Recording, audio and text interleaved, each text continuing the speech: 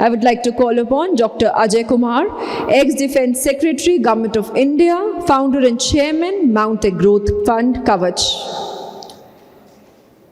And the panelist of the session, Mr. Raghu, co-founder, CEO, Almagest, Corp and partner, E2MC Ventures. Mr. Srinath Ravichandran, CEO, Agnikul. Mr. Prateep, Basu, co-founder and CEO, Satsure. And Mr. Vishesh Rajaram, managing funding partner, Speciale Incept. May request the chair to kindly moderate the session as well. Over to you, Chair.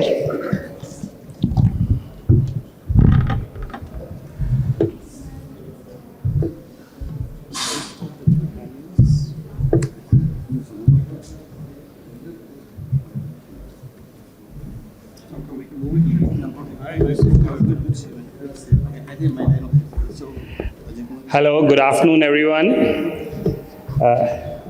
It's a great pleasure to be here with a panel of extremely accomplished and successful set of people who have made mark in the startup ecosystem. It's extremely satisfying to see the amount of buzz and activity in this Space Congress 2024. I remember prior to 2020, when the space sector was still only the monopoly of public sector. In 2020, for the first time, the government took policy decision to open up the space sector. And one was feeling that there would be a huge change after that.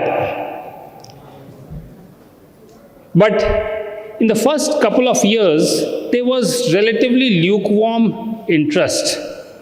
One of the reasons is space is a difficult sector for startups to enter. While under IDEX, we were seeing in defense, number of startups had already started producing results. Despite opening up a space sector in 2020, the same traction was not there in space. Let me explain why IDEX startups had already shown results within a couple of years of their starting of the program in 2018.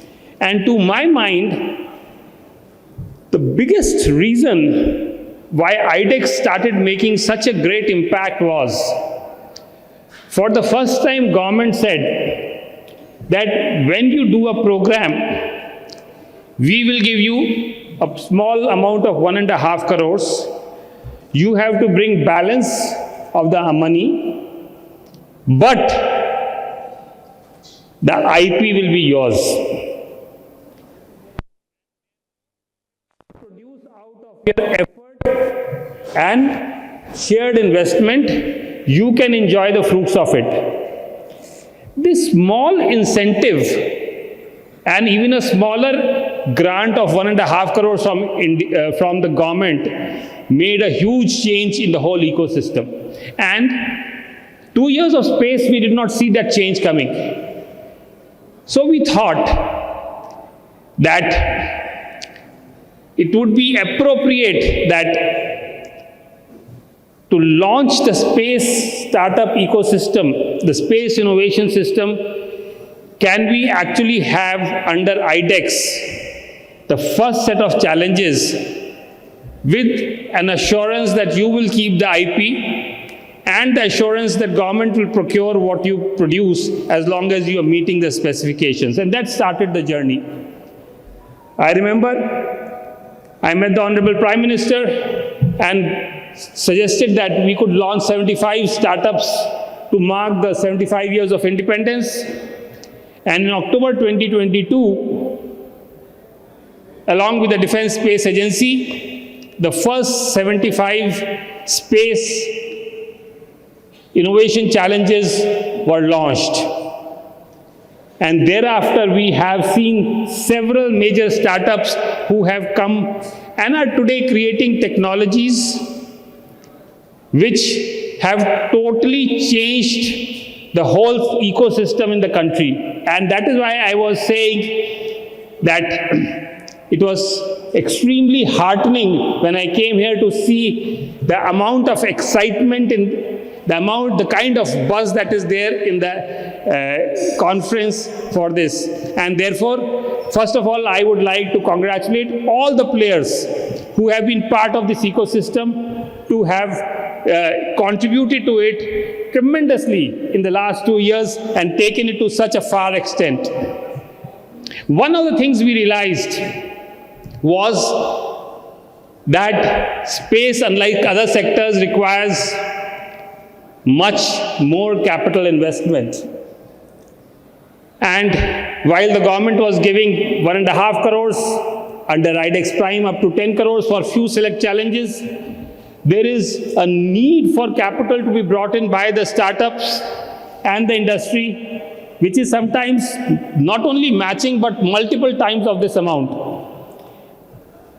And therefore, at that time, we found, for the first time in Gandhinagar Def Expo, we tried to organize a meeting with the venture capitalists on the side of the Def Expo to support the startup ecosystem.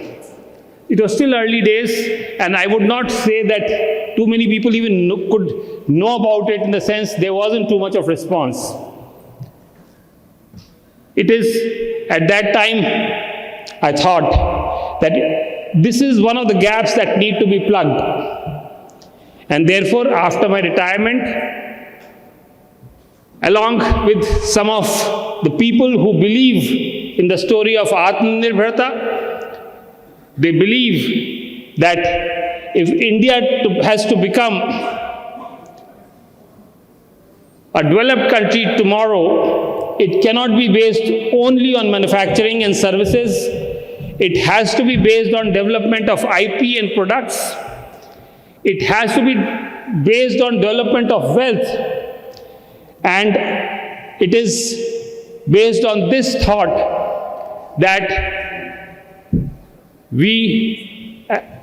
I, along with some of my friends, actually took to creating a venture capital fund. We were initially a little circumspect because we don't know a venture capital fund which focuses on deep tech, on strategic sectors like defense, aerospace, space, which requires patient capital, which requires significantly more risk-taking than, let's say, a software or a services investment or an e-commerce investment. What would be the response? And friends, I want to share with you that the response has been overwhelming. The fund, which has been registered by SEBI as a AFI Category 2 fund, India's first fund dedicated to strategic sector and deep tech, India's first patient capital fund. Within a couple of months, we have been able not only to meet the target amount, but actually go beyond the target amount and go much further than that. And friends, I'm happy to share with you that this fund will be available. We are likely to announce the first close in excess of our target within the next couple of weeks. This fund has one of the important areas which this fund is focused on is the space sector, because we see space both for civilian as well as for defense, which is going to grow in the future in a very big way. We are very hopeful that the space sector would be one of the drivers of Atmanirbharta in the coming years, and this fund would play a small role in trying to take this journey of Atmanirbharta even forward. With these words, let me briefly talk about the defense and space ecosystem as I see it. And I thought that given the fact that several of you are also looking to work in the space, in the defense sector, and I'll have just 5 or 6 points which I thought I will share with all of you who are working in the defense sector. The first is, I think we will continue to see focus and greater emphasis on Atmanirbharta. However, we also do see that the prime contractor in the defense ministry continues to be the defense PSUs. Therefore, for the defense startups and defense industry, there will be need opportunity in 3 ways. One is cater to the defense PSUs. Number 2, cater to the defense forces directly. And third, cater to the defense export market. There is increasing demand for exports from defense. And in the space sector, I find this demand to grow in all the sectors, whether it is ground stations, whether it is launch vehicles, whether it is satellite manufacturing, whether it is payloads, or whether it is analysis.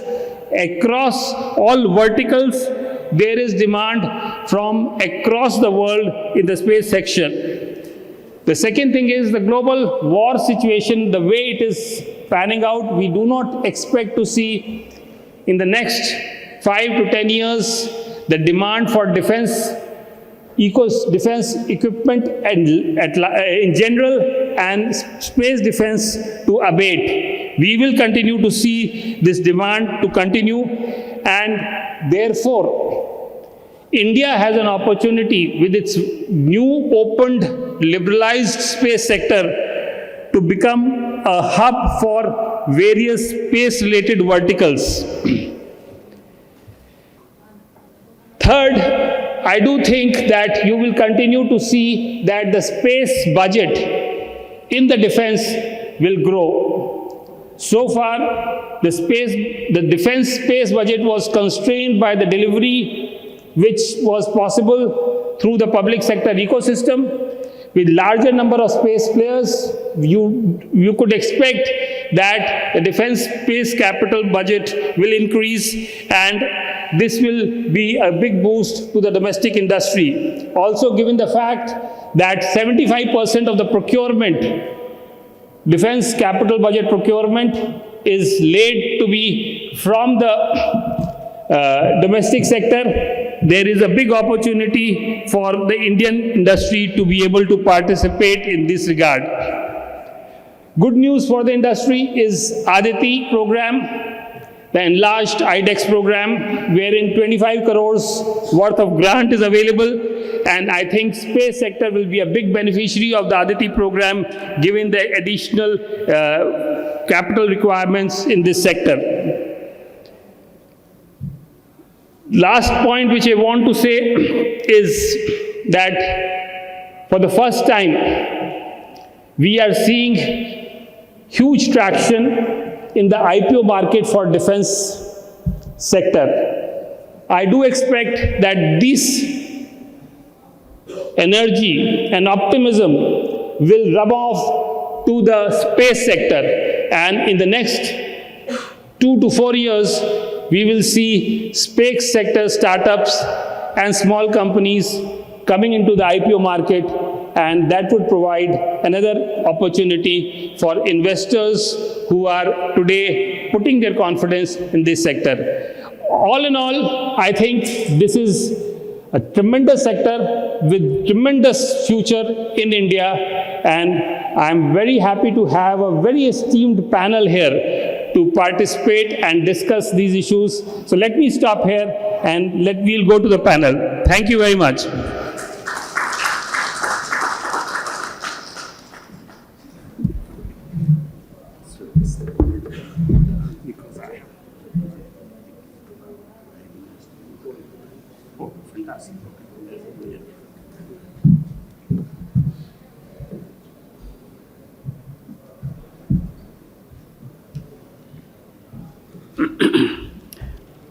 Hello, my name is Raghu Das. I'm representing E2MC Venture. I'm a partner at E2MC Venture, early stage space investor. I also have a few startup company of my own that I call them a venture studio, where I grow to 0 to 1.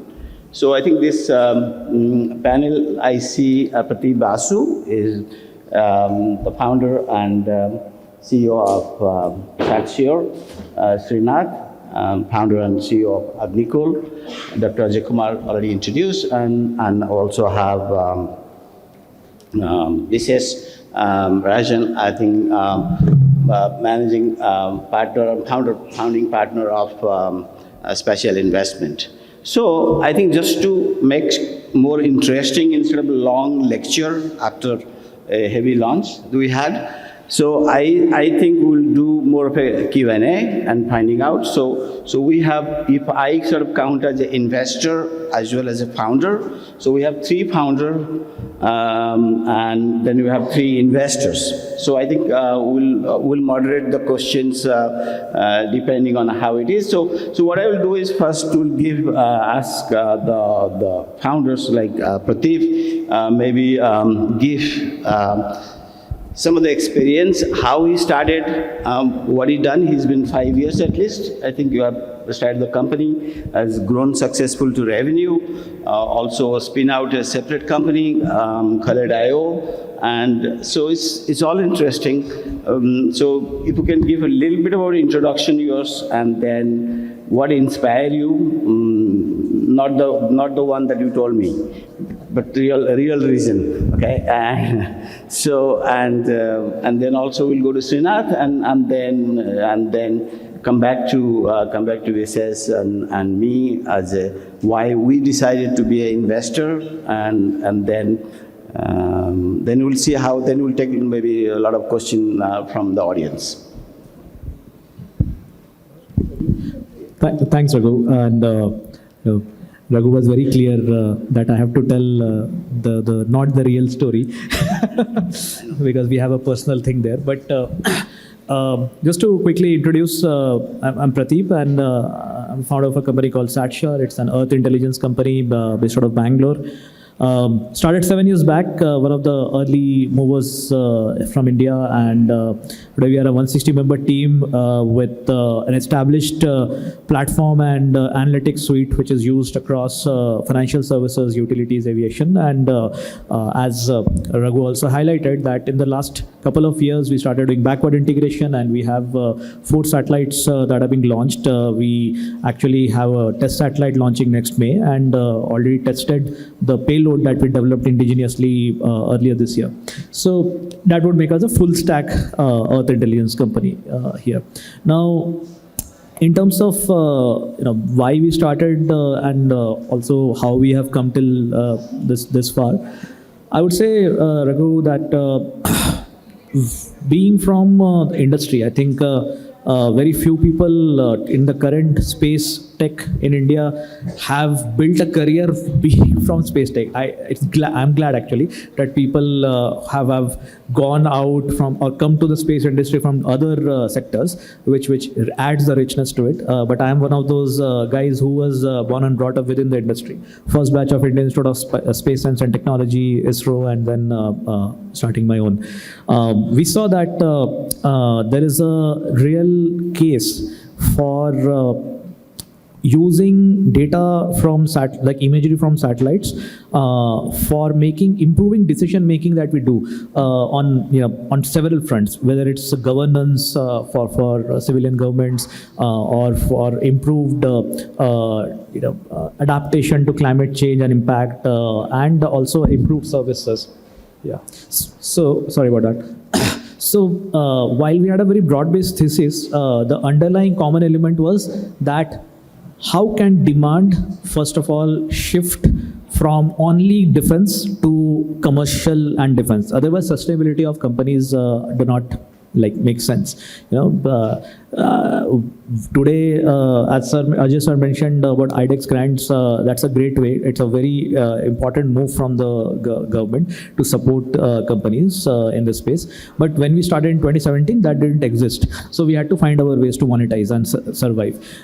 So with that demand creation in mind, we have come this far by being very close to the actual problems that we are solving, understanding that, and working towards our customer-centric way of development, whether it is with the government or with financial investors, financial services. Indeed, one of the key things that also I would say differentiates us is that since we started downstream, some of our early customers ended up investing in us. So Satsure is like some of the key investors of us are HDFC Bank, ICICI Bank, and they have invested from the balance sheet. They were customers where we changed the farmer lending journey, and this is like very difficult to connect. We are speaking of space rockets and all. So satellite imagery is very critical for identifying the cropping patterns. How do you base it to a small farm level? That's what we worked on, and she ended up changing a 30-day loan sourcing period to 30 minutes in collaboration with several banks, including RBI's Innovation Hub. So these are the kind of problems we are solving, very rooted to ground, very Indian in nature, and very much a kind of solution where our end customer doesn't really care. It's coming from satellite or drone or anything. It has to make business sense. It has to add value. And that's a short story about Satsure. Next is Srinath. I think I met Srinath maybe when you were starting on the seed fund. I was asked to do a due diligence, and I sort of didn't realize then Rocket could be such a business. Although I knew Elon at that time, but I still thought a small rocket would not. But I think Srinath has proved me wrong. So he has done very well. He was all test fired successfully last month. It's a great journey what he has done in last 4 or 5 years. I think maybe we should hear your story a little bit. Sure, Raghu. Good afternoon, everyone. So I'm Srinath, one of the co-founders and the CEO of Agnikul Cosmos, where we build small launch vehicles targeting up to a capacity of 300 kgs to low Earth orbit. There are a lot of launch vehicles. Of course, we all know about SpaceX and PSLV and GSLV, but where we come in is to address the small satellite space in a dedicated way. We believe there is a trend that is going in 2 directions. Rockets are getting bigger and satellites are getting smaller. It's almost going in opposite directions. So we felt it's important to build rockets that can be shrunken in size. So that's where the core motivation came. I mean, actually, the core motivation came from being a fanboy of rockets. So that is a real motivation. But luckily for us, there was a business case that could be built around building rockets. I think it's a window across the world for this plus minus 5 years around, I would say 2017, 2018. In that space, if you're able to build rockets that are able to address small satellites, there is really a demand out there. I was recently looking up for a particular conversation about the next available launch slot for sun-synchronous orbit launch. I think what is available is in Feb 2026 with SpaceX in their Rideshare Express. And for LEO, there is nothing. I've been speaking to a few aggregators of launch services where they are like the middle market. You match the launch players with the small satellite players, and there is nothing clear for LEO. At least for SSO, there is something. So all the more of a business validation for us.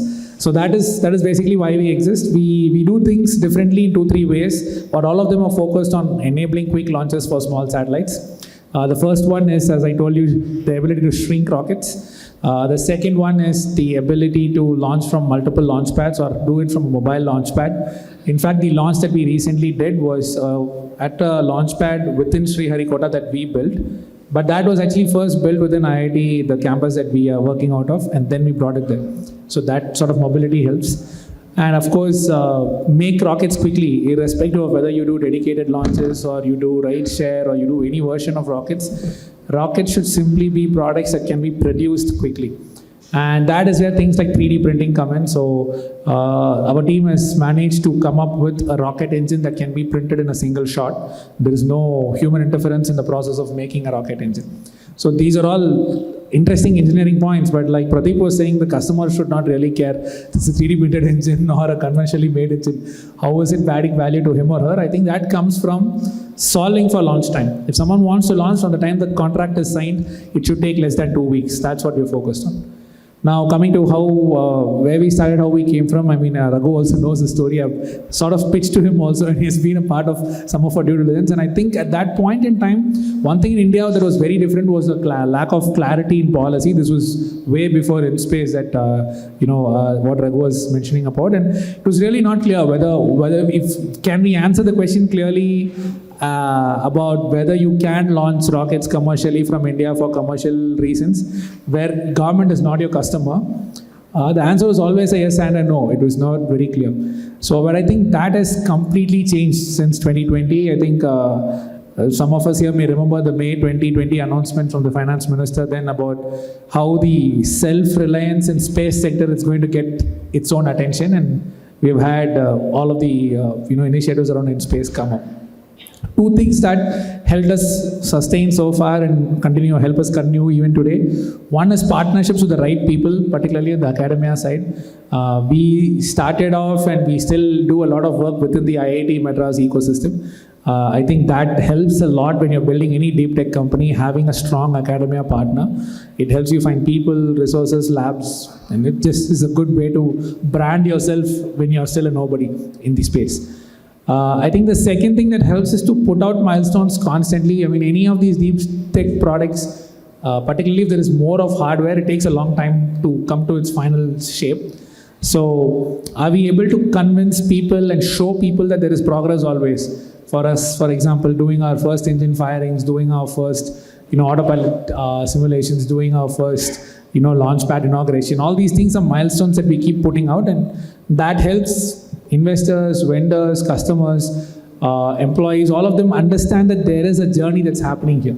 So I think that is important in any deep tech company. So that is how we have been able to come this far. Thank you, Srinath. So I think there is a reason actually why I declined. I think one is the InSpace was not there at that time. It's not very clear, and after spending a lot of money and investment on building a small satellite in India, we did not get a license from ISRO or KISS, and I had a very, very bad test in 2016 with the Indian ecosystem. I always believed in Indian ecosystem. I had a successful startup in early 2000 having geosatellite. So, but anyway, so I was a little bit. This is my. Okay, anyway, but what I declined, and there is one gentleman here who actually brave enough to step in. Okay, that is Vishesh, and Vishesh may be the first space investment in the country, officially, I think, and he was brave enough to step in Srinath, it's in Agnikul, and also other startup. I think maybe I would like to Vishesh to share his story. Good afternoon, Raghu. Thank you. I think you're very generous in what you just said about us. My name is Vishesh Rajaram. I represent an organization called Speciale Invest. We're an early stage investor with the belief that we want to underwrite technology risks to build from India for the world. We focus on a few sectors, largely space included, manufacturing, health, AI. Sometimes you just have to be lucky, I guess. We didn't. Yeah, sometimes you have to be lucky to get the timing right. And I think a huge credit to entrepreneurs, ISRO, the policy that led to InSpace, that I think has given clarity today for an audience of this kind to come together to listen to investors talk about the space industry, right? I think that gives credibility for what the future holds ahead. I think at the time we did, which was back in 2018-19, We were hoping that the sector will be so large that India will have to act both as a public and as a private, and we were hoping for that partnership. That's one hope that it's played out very well, and that's where I think we've gotten lucky. Our first investment was in Agnikul. Of course, Srinath's here. They're building 3D printed rockets with the idea that they would launch very quickly from when a satellite shows up for launch. We've also invested in a company called Galaxy Space that's looking to do sensor fusion on the edge of a satellite to give real-time insights of a very different data set, both SAR and optical image. And I know, Dr. Ajay, you've been very generous to them with your support as well. We've got a few other investments in communications, in in-space maintenance as well, but that's essentially our background. Thank you.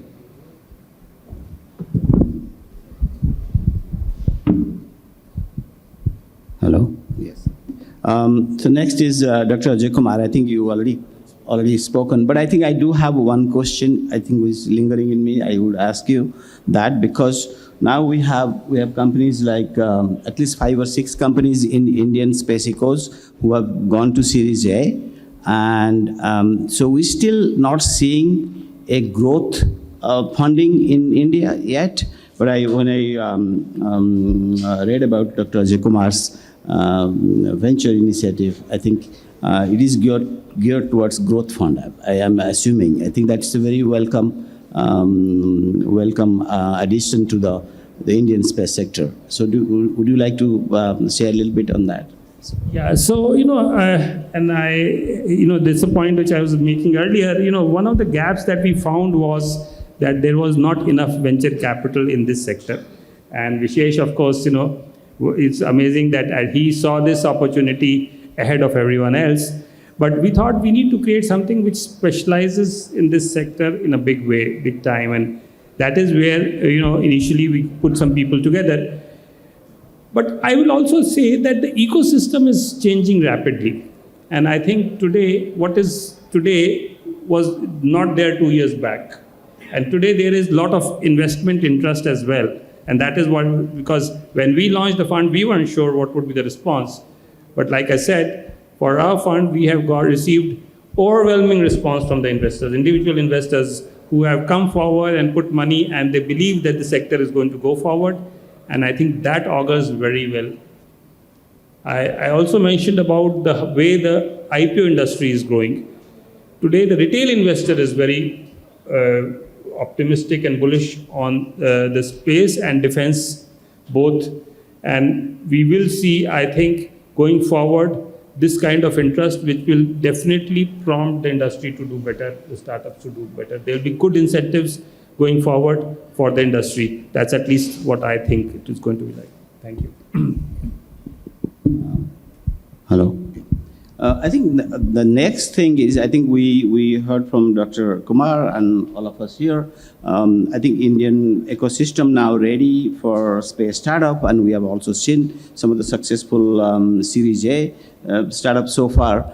But the question, I think somebody has named this session as a scaling. How do you scale up? Okay, to scale up, I think one thing is very important. What are the customers? Okay, and so I think I will ask each Srinath and Prateep, where do they find customer to scale up? How do they become a unicorn? I think because India may not be the only market that you will go after. So how do you plan that? Considering national and international policy, geopolitics, and how do you scale up? And what are the challenges? And maybe start with Srinath, because Srinath has a bigger challenge than Prateep.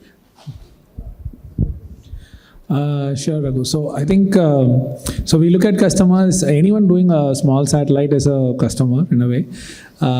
By small, I mean less than say 300 kgs or so.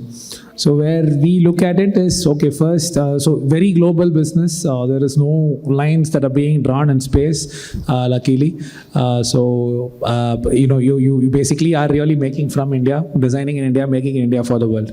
So in that context, now if you go global, then you can directly go by sector, right? So you look at generally commercial sector and then the government side. And the commercial sector, you have imaging and communication.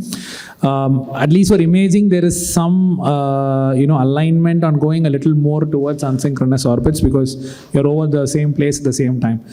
But for communication, as we may have seen some of these, the OneWeb constellation or the Starlink constellation that's ever building, there are satellites all over the place in all inclinations, and each rocket launch can only address about plus minus half a degree of inclination from a target inclination.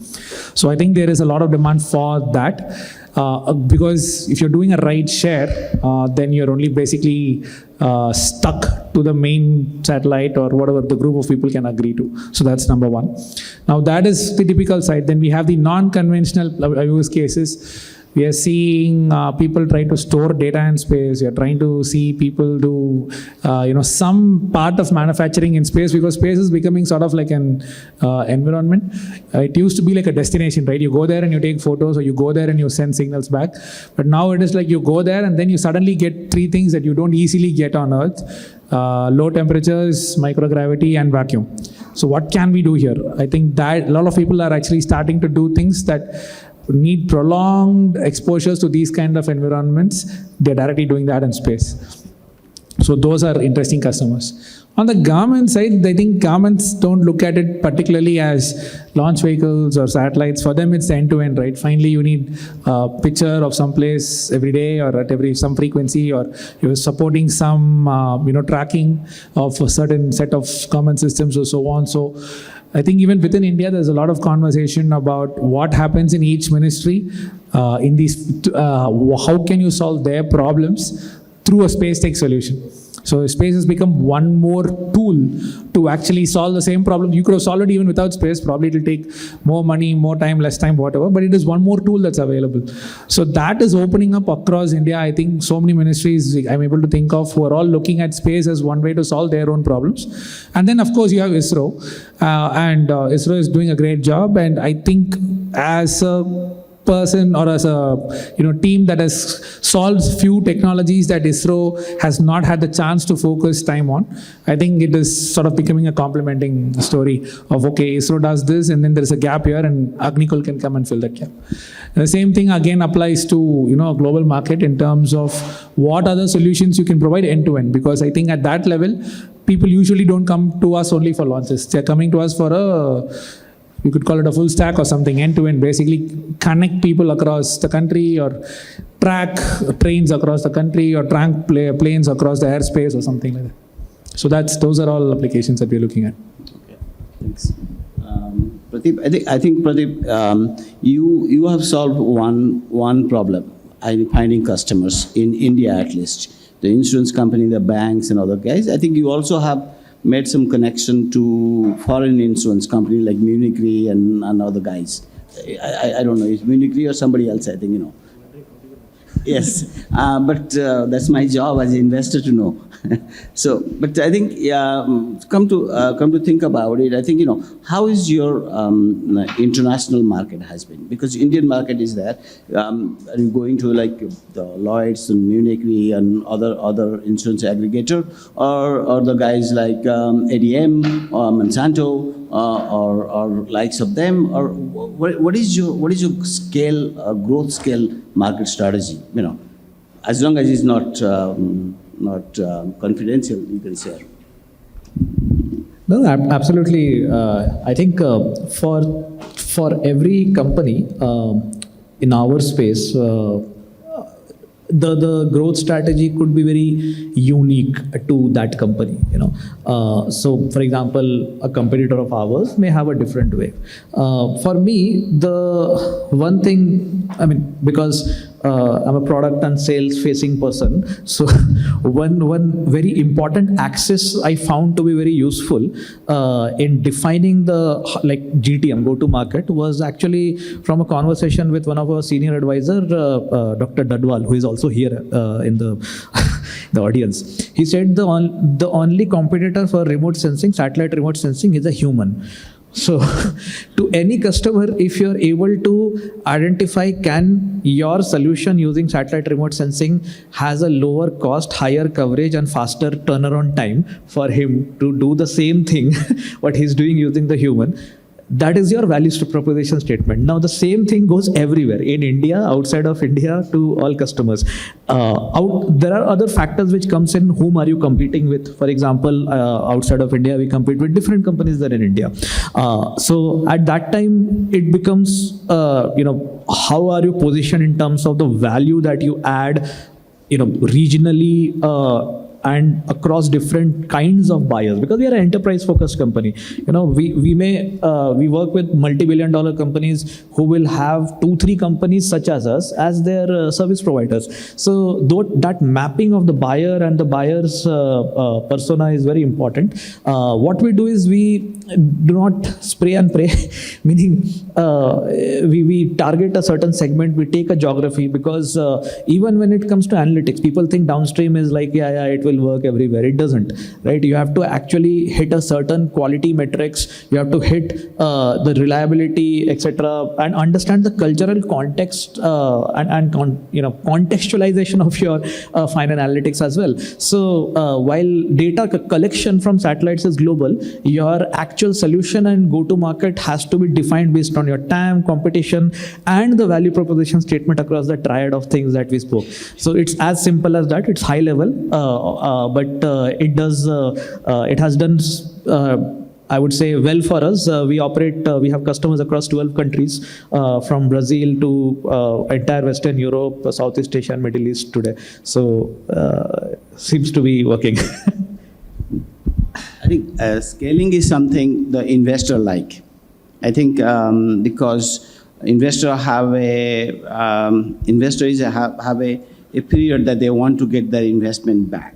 Okay, I think let's try to hear from the investor here to basically saying how they relate to scaling and what is their expectation on return or exit strategy. I think that's very important because we need to basically listen to both sides of the story. So, Vishesh, can you sort of share your exit strategy and what do you think is scaling? How do you help them? And things like that. So I think it's a good question. There's different nuances to it, right? Let's take someone like a Srinath. When you're investing in day 0 or day 10, it's very hard to think about scale because you've not reached there. So one way that we as an organization, and we're not a scale investor, right? We're a very small early stage investor. So at the time we come in, we're essentially thinking, hey, what are the different risks in the business, different phases, bottom up? And what sort of capital can kill what risk along that journey? And are these meaningful risks to kill to raise more money? Because as a seed investor for a rocket company, I'm not writing $20 million, I'm writing $500,000, right?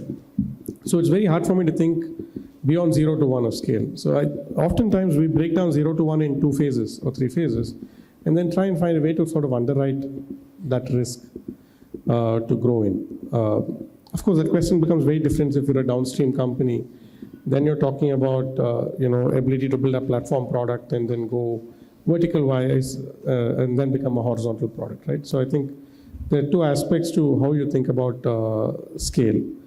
So it's company specific, and the simple approach we've taken is, hey, from here to making revenues, what are the 1, 2, 3, 4 phases of technology evolution? How much capital do you need to do that? And do we have the ability to at least do 2 steps in it? And in that journey, are we then able to rally more investors who are on the growth side to look at supporting the next 3rd or 4th phase? The second question about exit is one where we're also evolving, right? And we're realizing that some of these companies are national assets, right? And they're private assets, definitely, but they're of national interest, in which case we also are very thoughtful about wanting to make sure that this is transitioned to the right next level of investors. And very likely some of these companies are IPO candidates. And like Dr. Ajay Kumar was alluding to say that the market for defense and then aerospace and space will be very receptive in public markets. And some of these companies are best governed by the public market than by any one group of investor. Thank you. Thank you, Vishesh. Dr. Kumar, I think thinking about the next stage of growth investment, so is one of your criteria is a revenue making, or is pre-revenue also you think about growth companies? Because some of the company, infrastructure company that we see, I think they're still very far away from revenue making. So Yeah, so let me combine this with the previous question also. And I think that is where our investment criteria is most important. It's very important from our investment criteria. If it's already revenue generating company, this is something which is extremely good. If it's pre-revenue, it's good. What is more important is what is the value proposition which the company is bringing. And as Prateep was mentioning, and as long as you are able to do something which a man on ground or something your conventional way of doing things is not able to do in a more efficient manner, faster and efficient and cost-effective manner, you have a value proposition on which one can invest. That is a very simple thumb rule on which one can work. The second thing which I wanted to combine this, so once you have this value proposition, one of the things which, and this is what I genuinely believe, and having seen this over the last 10 years in different sectors, there is no better place in the world, possibly with exception of one or two, than India to scale. I mean, this is a country which is naturally leads to scale. And here, when we're talking of space, the beauty is we are on a virgin territory. None of the sectors, honestly speaking, has actually started applying, with exceptions of weather forecast or something, has started applying, whether it is agriculture, whether it is fisheries, whether it is defense, whether it is project monitoring.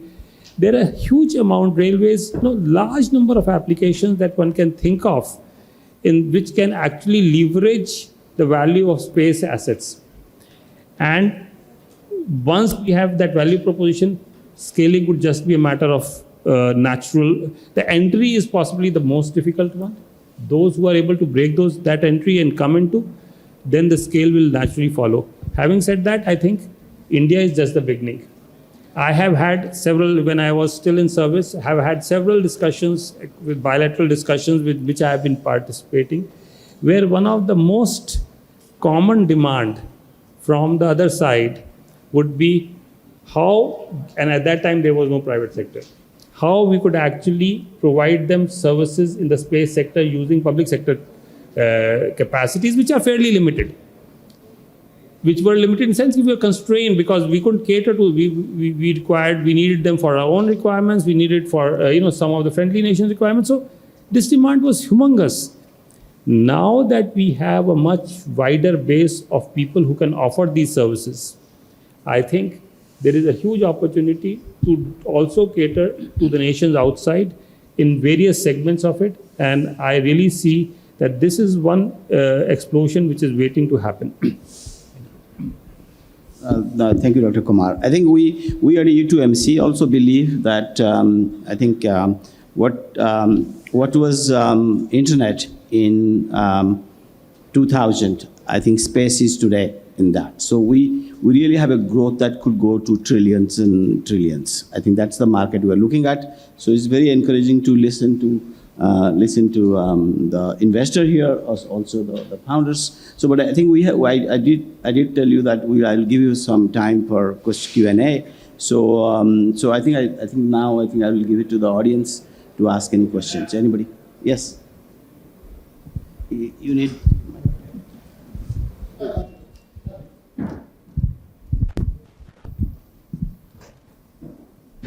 It's more of a point for Dr. Ajay Kumar, and firstly I'd like to compliment you, sir, that you started this IDEX and IDEX Prime. It has really done very good work as far as R&D and especially in space. But now I think we are talking about scales. Now we have to go to the next level. We have to go into a stage where we go in for orders. R&D work has finished. Of course, that should continue. But for space, as you understand, Air Force, Navy, Army do for their thing, but who does for space? So we possibly have to give orders for a project which is conceived as a use case by the user, because they don't know what is required by the armed forces. So if we are looking at net centricity from space, or as sir has written about mosaic warfare and things like that, if we have to create a project, that will give the scale which all these startups are looking at. So how do we go about that? Maybe as a defense secretary, you can answer. X. You know, I thought one of the ways where we try to do this is the IDEX platform, where the user comes out with a requirement and the industry creates a solution which he can. The good thing about IDEX is that at the end of the development, there is a procurement process which has also been included in the DAP. And therefore, once there is a successful development, it will be relatively easier for the armed forces also to actually deploy the solution. And like I said, space is a more recent in defense side, and you are also aware. We have seen several such cases of procurement which have already started to happen, deployments which have started to happen. So I am very hopeful that in space also, we will start seeing these procurement cycles starting very soon. And you have a question? It's more like an open suggestion here, because we are also dealing with different defense users, both through IDEX as well as other channels. And absolutely, procurement is a hassle for startups like us, especially at scale. What we could look at, and I am not an expert in this domain, Ajay sir is here, is if the intention here is that homegrown companies can support the strategic user requirement, and all this grants that we have started, which is a great step, is towards developing that capability and capacity both, then instead of going through the existing procurement routes, you could look at structures meaning SPVs and JVs with your existing PSU vendors who are servicing the strategic users, to circumvent the longish cycles that can dry up the capital pool of startups, because defense works on no commitment, no cost basis. So I think that way the channelization of the capital will have a more significant impact on the vision. I think it's a good point, and because this is one of the pain points in the end of everything. But I also want to, especially, again, you would possibly remember this. There are two major policy decisions that were taken during my time. One was that we will earmark part of the capital procurement budget for domestic. The second decision, secondary decision was that 25% of this earmarked amount will be for the private industry. I think in this country, and I have written about this separately, one of the problems is we are very conservative when it comes to procuring from private sector. And today, when we are looking to develop new technologies which are innovative and for the first time, it is essential that we start building this new level of trust where we are able to buy from the industry directly. In the transition, maybe we could look at doing, like Prateep was saying, have some, because this is something which troubles the startups all the time. How do you actually procure? When will procurement? DAP provides for it, yet there are challenges. So I think cultural shift needs to come now. We never had this opportunity of domestic industry, domestic startups providing solutions. And our startups are today providing solutions not only in India but abroad.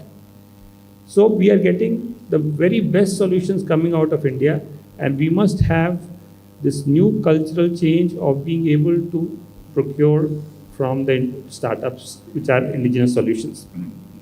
Thank you. I think we are out of time. I just summarize the takeaways here.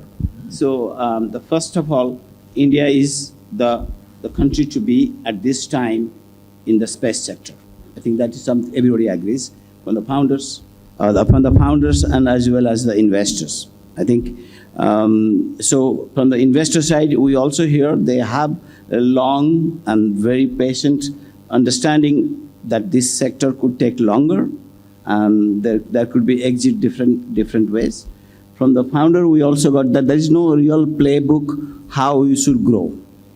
It's case by case. I think, but one underlying theme is to be diligent about it, ability to pivot, ability to expand in different market, and also I sort of gather from all of us, I think India is ready to deliver not only in India but to the world.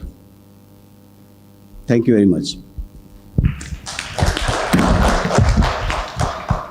Thank you very much for a highly informative session. And within the time limit, we now come to the felicitation ceremony. I request the chair to kindly felicitate all the members. Mr. Raghu Das. Thank you, Mr. Das, for moderating as well. Mr. Srinath Ravichandran.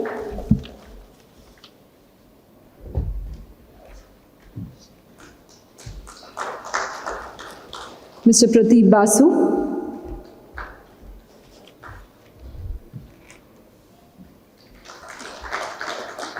And Mr. Vishesh Rajaram.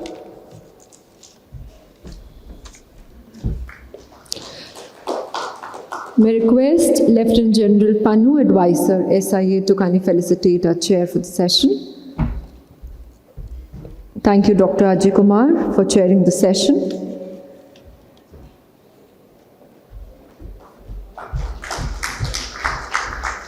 And we can have a group picture as well.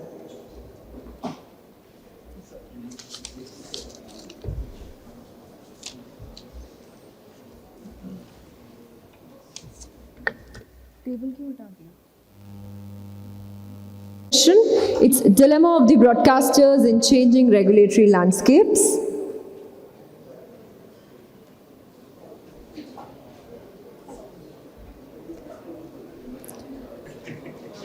So the next session will talk about the dilemma of the broadcasters in the changing regulatory landscape. In this session, we'll discover how shifting regulations and technological advancement challenge broadcasters to balance compliance with innovation in an ever-changing media landscape. For the same, I would like to call upon Mr. Sunil, Additional DG Prasar Bharati,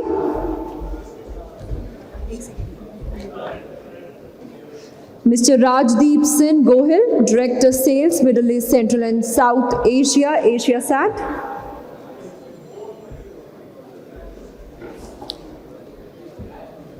Mr. Harsimranjeet Gill, Country Manager, Intelsat.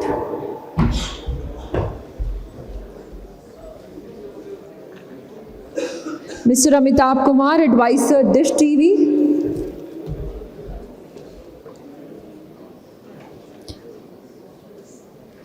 And Mr. Leo Brimanis, Trade and Investment Commissioner, Australian High Commission.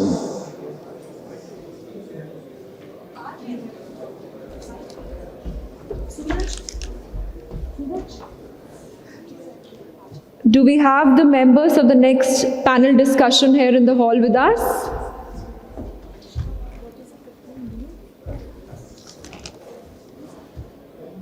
Brimanis, B-R-E-M-N-I-S.